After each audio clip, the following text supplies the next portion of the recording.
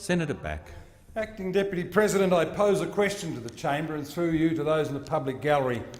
In a country that has the population of Greater New York but has the landmass of continental USA with the exception of Alaska, how is it that per capita Australia is one of the wealthiest countries in the world? Stop to reflect on the answer. It is or has been twofold. The first was cheap energy. Well, that's going now. The great advantage that Australia had in terms of cheap energy is largely now dissipated. And the best example of that is in Senator Hanson-Young's home state of South Australia, where originally the Liberal Premier Playford many years ago had the realisation South Australia didn't have much going for it, so therefore he'd better create cheap energy. And he did. And in so doing he attracted a car manufacturing industry, a naval shipbuilding industry amongst others. South Australia, of course, today, with its increasing reliance on unreliable renewables, three things. First of all, it's had blackouts and it will have more statewide blackouts. Secondly, it's got the most expensive power in the world, in Australia. And thirdly, that power price is going up and up. I come to the second reason why Australians have been and are so wealthy per capita in this massive landmass where we've got 24 million people. The reason is and has been, Acting Deputy President, that we always have been an active trading nation. We are the envy of the world, and I'll tell you why. Because in 2016-17 we have the 25th year of uninterrupted economic growth. We are the only country in the world to have had a quarter of a century of economic growth. And why has that been, and why is it now, and why must it continue into the future? It is because of our export trade activity and the activity of our trade internationally. For example, take my own home state of Western Australia. We will harvest somewhere between 16 and 17 million tonnes of grain this year. 1.6 million of us can't eat 17 million tonnes of grain. We export 95+% of it. And grain, of course, is only one example of our exports. And when you have a look at where the wealth of our exports have been, 1950s, wool. Australia grew on the sheep's back. No longer, but nevertheless agricultural produce is still a significant export income earner for our nation. We, of course, from my home state, export some 600 million tonnes of iron ore each year. That's about 1.7 million tonnes a day, 7 days a week.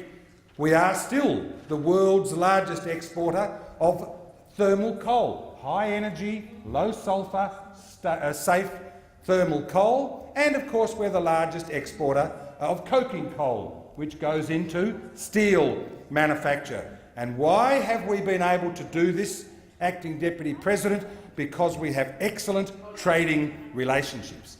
And when you look at the imports and the price that we now enjoy, for example, just have a look at going back the old video recorders, how much years ago we paid for them, $600 and $700. And of course, as a result of trading arrangements with our neighbours, including our Asian neighbours, we saw a decrease in those costs. You can think of commodities all over the place. When we stopped our horrible long tariff protection in particularly New South Wales and Victoria, we started to see a freeing up of trade. Mr Trump and Ms Clinton indicated that they would not be supporting the USA signing up to the Trans-Pacific Partnership, a partnership of some 12 countries that represent 40% of global economic activity and a quarter of all world trade. Now, Acting Deputy President, if you're a small population country in a big landmass and you've got a stack of commodities that you want to sell, why would you not want to be part of what is 40% of the world trade, and it's in our region?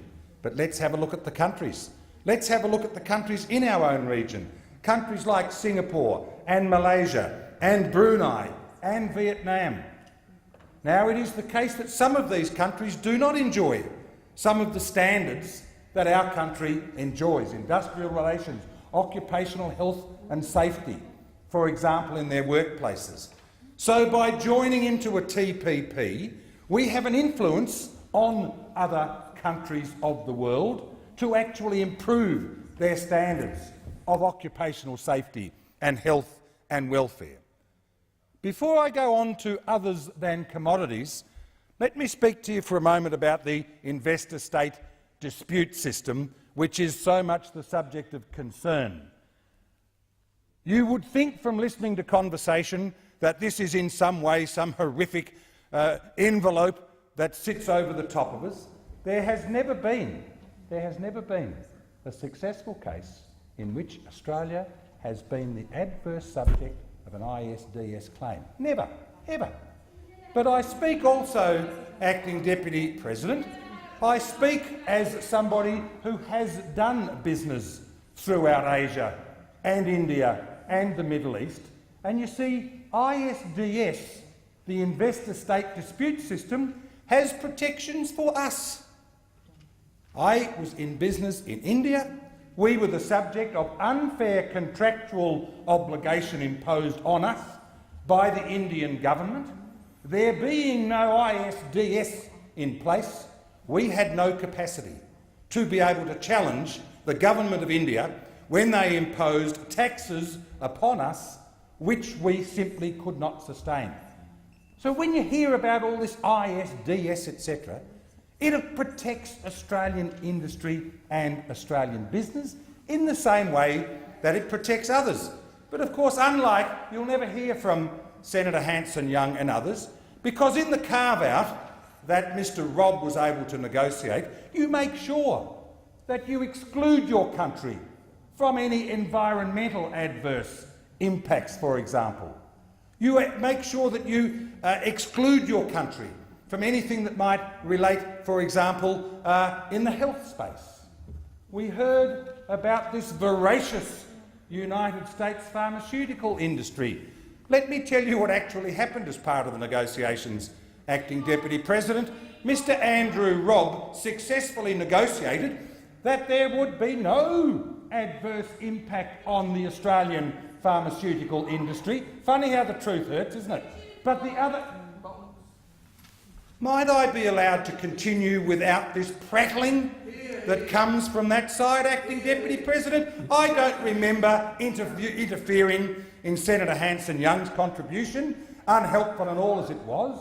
But what I do want to say to you is that the Americans turned around and said to Mr Andrew Robb, what you have in place in Australia could be to the advantage of the American consumer. So once again, a system in place in which, by sharing trade around the world, it advantages.